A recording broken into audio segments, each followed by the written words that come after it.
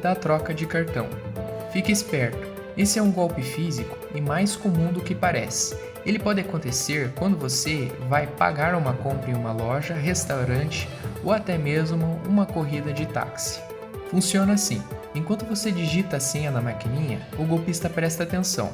Logo depois, durante a suposta espera pela aprovação do pagamento, ele faz uma troca rápida e quase imperceptível do seu cartão por outro muito parecido, geralmente falso ou vencido. Você sai achando que está com o seu cartão em mãos, mas quem ficou com ele foi o criminoso, junto com a senha decorada. A partir daí, ele pode fazer compras, saques e causar um prejuízo enorme. Um segundo de distração pode virar um rombo na sua conta. Fique atento.